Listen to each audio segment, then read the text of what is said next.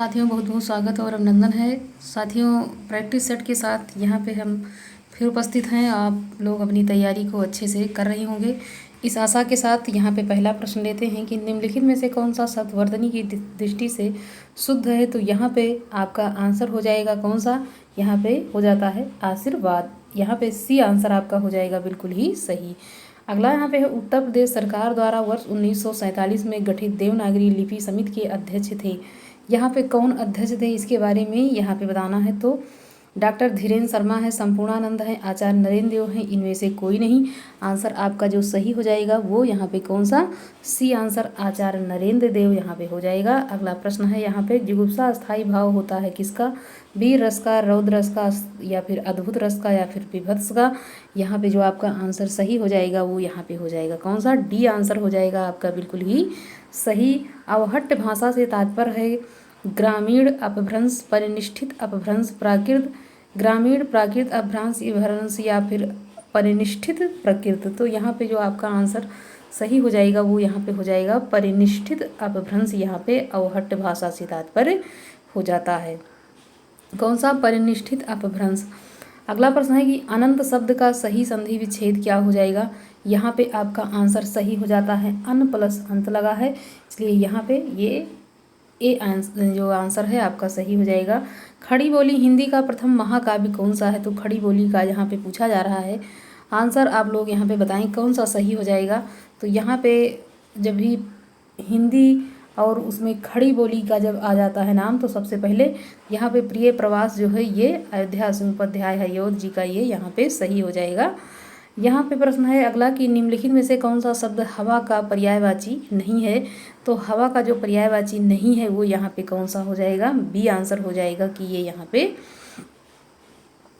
हवा का क्या है, पर्यायवाची नहीं पूछा जा रहा है क्या, कि इसका पर्यायवाची नहीं है। कभी कभी है और नहीं में कन्फ्यूजन हो जाता है, तो यहाँ पे नहीं पूछा जा रहा है तो यहाँ पे बी आंसर हो जाएगा बिल्कुल ही सही।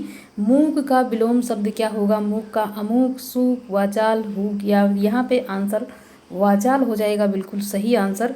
निम्नलिखित में से किस कवि ने केवल अवधी भाषा में कबीर यहाँ पे मतलब अपना जो कार्य किया है लेखन वाला, तो किसने किया है, कबीरदास, तुलसीदास, सूरदास, यहाँ पे जायसी, डी आंसर आपका हो जाएगा सही कि इन्होंने केवल अवधी भाषा में ही अपना लेखन कार्य किया है। किसने किया है, तो यहाँ पे हो जाएगा जायसी। और जायसी का एक ग्रंथ जो है पद्मावत काफ़ी प्रसिद्ध है। उन निम्नलिखित में से कौन सी बोली पश्चिमी हिंदी के अंतर्गत नहीं आती है। तो पश्चिमी के अंतर्गत कौन नहीं आती है, यहाँ पे ब्रज भाषा पश्चिमी के अंतर्गत है, बुंदेली भी पश्चिमी के अंतर्गत है, कन्नौजी भी पश्चिमी के अंतर्गत है, अवधी यहाँ पे पूर्वी के अंतर्गत आती है। खड़ी बोली हिंदी में सर्वप्रथम रचना करने वाले कवि का नाम क्या है। खड़ी बोली में सबसे पहले किसने लिखा, तो यहाँ पे जायसी हो जाएंगे, अमीर खुसरो, विद्यापति या फिर भारतेंदु हरिश्चंद्र। तो यहाँ पे कौन सा हो जाएगा, यहाँ पे आपका जो आंसर सही हो जाएगा बी आंसर हो जाएगा, अमीर खुसरो यहाँ पे खड़ी बोली के लिखने वाले प्रथम कवि माने जाते हैं। जगदीश शब्द का सही संधि विच्छेद होगा, जगत प्लस ईस है, जगत प्लस ईसा, जगत प्लस ईस या फिर जगत प्लस यहाँ पे ईस हो जाएगा। आपका आंसर कौन सा इसमें सही हो जा रहा है, बी आंसर हो जाएगा, जगत प्लस ईस हो जाएगा। अगला यहाँ पे प्रश्न है कि जो पहले कभी ना हुआ हो वाक्यांश के लिए प्रयुक्त शुद्ध एक शब्द हो जाएगा, अपूर्व हो जाएगा, अभूतपूर्व, अद्वितीय, या इनमें से कोई नहीं। आंसर आपका जो सही हो जाएगा वो यहाँ पे अभूतपूर्व हो जाएगा, मतलब जो पहले कभी ना हुआ हो।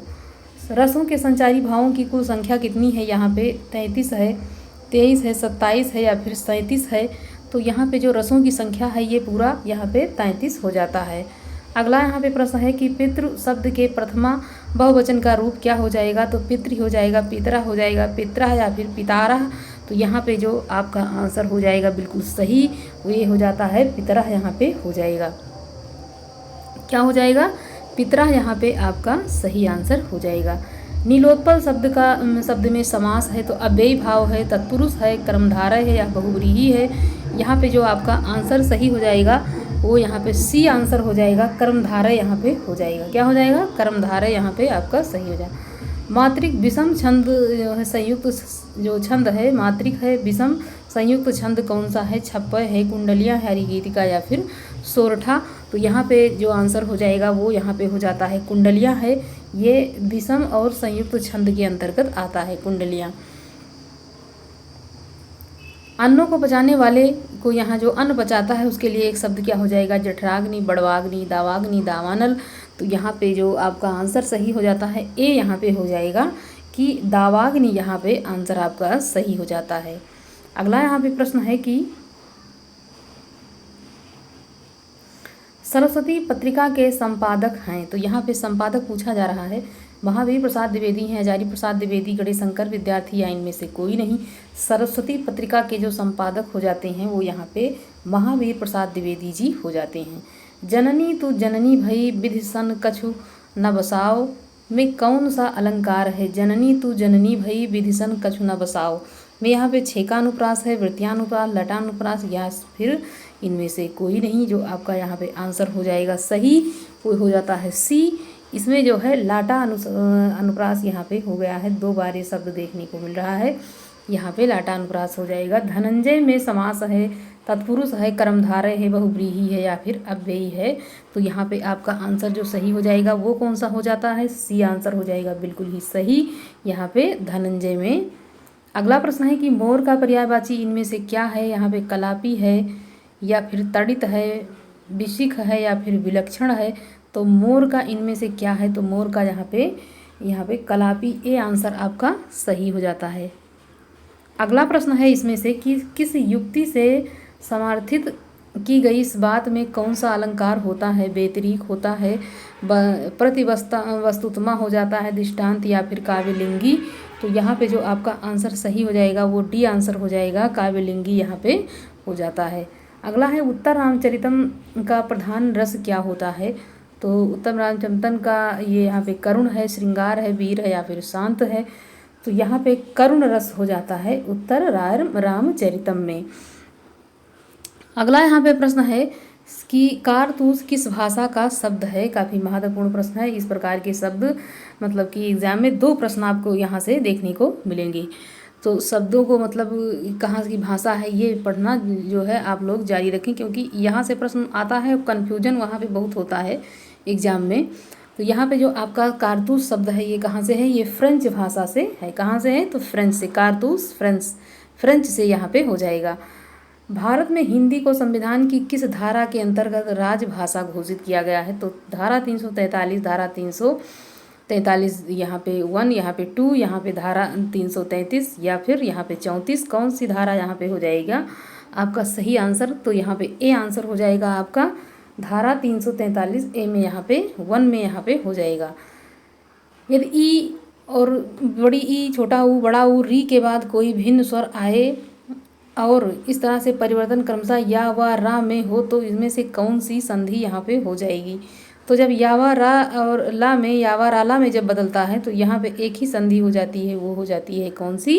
तो यहाँ पे बी आंसर यण संधि में ये बदल जाता है। अगला है कि राग की रूप है कि रस है कि जस है कि तन है कि मन है कि प्राण है कि प्यारी है। उपर्युक्त पंक्ति में रस पूछा जा रहा है, कौन सा यहाँ पे हो जाएगा? तो यहाँ पे जो आपका आंसर सही हो जाएगा वो कौन सा हो जाएगा? यहाँ पे अद्भुत हो जाता है, अद्भुत रस यहाँ पे इस पंक्ति में हो जाएगा। अगला यहाँ पे प्रश्न है किस रस का संचारी भाव उद्दीपन विभाव, बादल की घटाएं या फिर या फिर कोयल बोलना, वसंत ऋतु आदि होता है? तो यहाँ पे क्या हो जाएगा? श्रृंगार है, वात्सल्य है, अद्भुत है या फिर शांति है। किसमें ये उद्दीपन विभाव देखने को मिलता है? बादल की घटाएं, कोयल का बोलना। तो यहाँ पे जो आपका आंसर हो जाएगा वो यहाँ पे श्रृंगार रस हो जाएगा। ए आंसर आपका यहाँ पे बिल्कुल सही हो जाता है।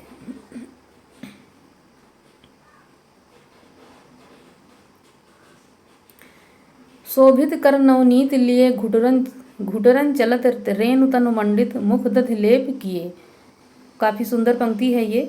तो यहाँ पे पूछा जा रहा है कि उपरोक्त पंक्ति में रस कौन सा है? तो श्रृंगार है, रौद्र है, शांत है या फिर वात्सल्य है।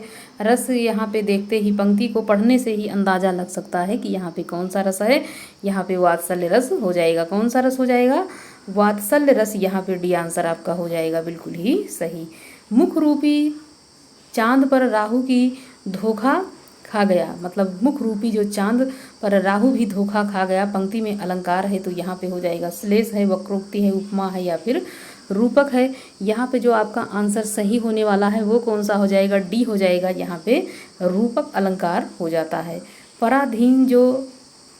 पराधीन जो जन नहीं स्वर्ग नरकता हेतु, पराधीन जो जन नहीं स्वर्ग नरकता हेतु। यहाँ पे ये अलंकार पूछा जा रहा है कि उपयुक्त पंक्ति में कौन सा अलंकार है, अनुप्रास है, यमक है, श्लेष है या फिर उपमा है। तो यहाँ पे जो आपका आंसर सही होने वाला है वो हो जाएगा ए आंसर, यहाँ पे अनुप्रास अलंकार हो जाएगा। जहाँ किसी झूठी वीरता, वियोग, उदारता, यश आदि का बहुत बढ़ा चढ़ा करके वर्णन किया जाता है वहाँ अलंकार हो जाता है। तो वहाँ पे जो अलंकार हो जाएगा वो कौन सा हो जाए, अत्युक्ति वहाँ पे हो जाता है। मतलब कोई भी बात जब बढ़ा चढ़ा करके पेश कर दिया जाता है तो वहाँ पे जो अलंकार आपका हो जाएगा वो कौन सा हो जाता है। तो यहाँ पे सी आंसर आपका हो जाएगा बिल्कुल ही सही।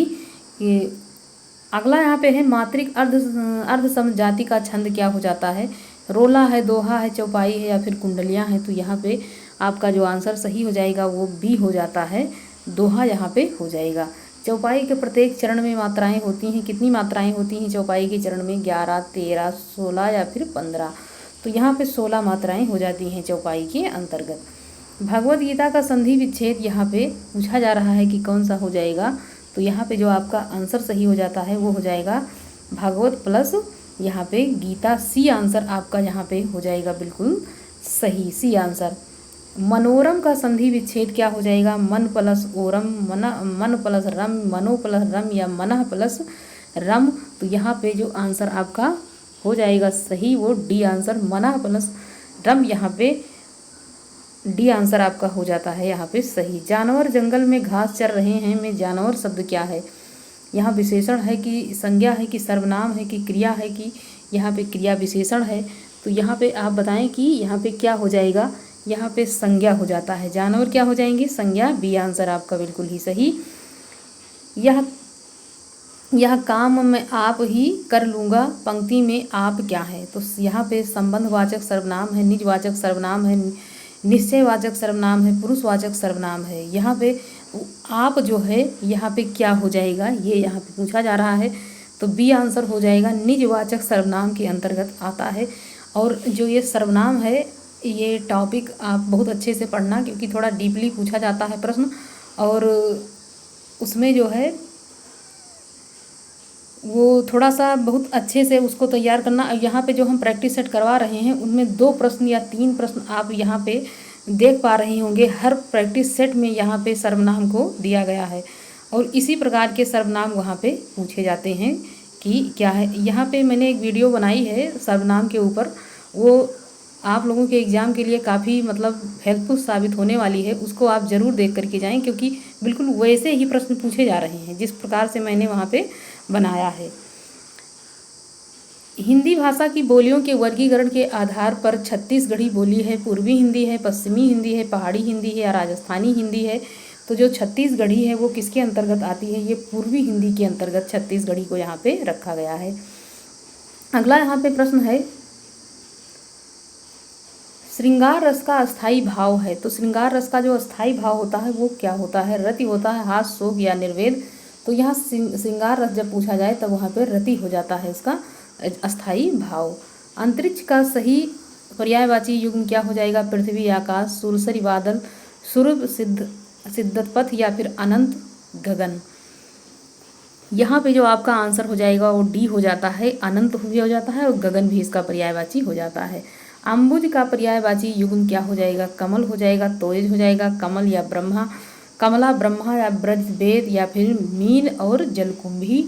तो अम्बुज का जो पर्यायवाची युग्म यहाँ पे हो जाता है वो कौन सा हो जाएगा, ए आंसर हो जाएगा आपका यहाँ पे सही, कमल और तोयज यहाँ पे हो जाएगा।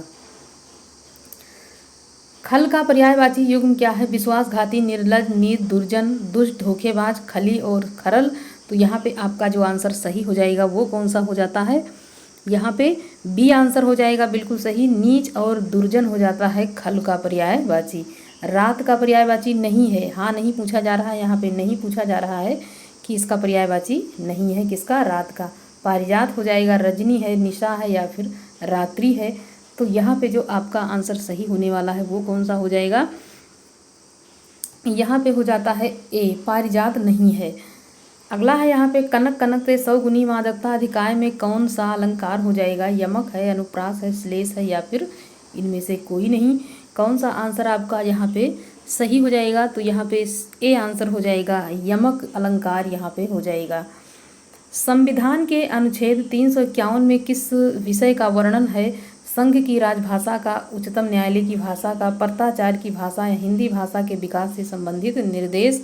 यहाँ पे जो आपका आंसर सही हो जाएगा वो कौन सा होने वाला है? यहाँ पे डी आंसर आपका हो जाएगा, हिंदी भाषा के विकास से संबंधित निर्देश यहाँ पे हो जाता है। अगला है कि कौन सा शब्द गंगा का पर्यायवाची नहीं है? तो यहाँ पे हो जाएगा जानवी, देवपगा, सुरसरी, सरिता। यहाँ पे नहीं पूछा जा रहा है कि इस कौन सा पर्यायवाची यहाँ पे नहीं है, तो हो जाएगा यहाँ पे डी आंसर, सरिता जो है ये नहीं है, ये नदी का हो जाता है। अगला यहाँ पे है कि कमल नयन में कौन सा समास है? यहाँ पे तत्पुरुष है, द्विगु है, कर्मधारय या द्वंद्व है। कमल नयन में तो यहाँ पे जो आपका आंसर सही हो जाएगा वो हो जाता है यहाँ पे सी आंसर, कर्मधारय समास यहाँ पे हो जाएगा कमल नयन में। निम्नलिखित में से लोकोक्ति को चुनिए कि आंख दिखाना, 9 2 11 होना, गले पड़ना, अधजल गगरी छलकत जाए। तो यहाँ पे लोकोक्ति को यहाँ पे चुनना है कि कौन सा यहाँ पे लोकोक्ति है। आंसर आपका जो सही हो जाएगा वो यहाँ पे हो जाएगा डी आंसर आपका यहाँ पे सही हो जाता है, अधजल गगरी छलकत जाए। निम्नलिखित में से कौन सा छंद दोहा का विपरीत छंद होता है? मतलब उसी का उल्टा, सब लोग बोलते हैं दोहे का उल्टा। तो दोहे का उल्टा एक ही छंद होता है, उसको कहते हैं सोरठा। क्या कहते हैं? सोरठा ये हो जाता है। नव का तद्भव क्या हो जाएगा? निम हो जाएगा, नब्बे हो जाएगा, नव हो जाएगा या फिर नवम हो जाएगा। तो जो आंसर आपका यहाँ पे सही हो जाएगा वो हो जाएगा, तद्भव पूछा जा रहा है इसका, तो यहाँ पे नव हो जाता है। अगला प्रश्न है कि ब्रज भाषा है किस प्रकार की भाषा है? पूर्वी हिंदी है, पश्चिमी है, बिहारी हिंदी है या फिर पहाड़ी हिंदी है। आंसर यहाँ पे जो आपका सही हो जाता है वो कौन सा हो जाएगा? बी आंसर आपका यहाँ पे सही हो जाएगा, बी आंसर बिल्कुल ही सही हो जाएगा।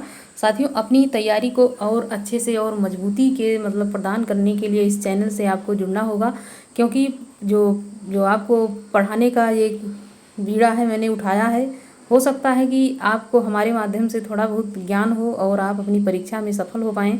तो आप ज़्यादा से ज़्यादा होकर के आप लोग यहाँ से पढ़िए। मैं आप लोगों को कंटेंट के माध्यम से भी पढ़ाने की कोशिश करूँगी, क्योंकि ये जो प्रैक्टिस सेट है इससे होता है थोड़ा बहुत तैयारी हो जाती है, लेकिन जब आप उस तरह से पढ़ेंगे कि वन लाइनर जो यहाँ से याद किया जाता है, प्रश्नों की कैसे याद होते हैं, तो जो भी हमारे यहाँ पे जुड़ गए हैं मित्र हमसे ये आशा लेकर के कि हम वहाँ उनको थोड़ा सा अच्छे से पढ़ा पाएंगे, तो आप लोग यहाँ से अपनी तैयारी को और अच्छी दिशा में ले जाएं, हम यही आशा करते हैं।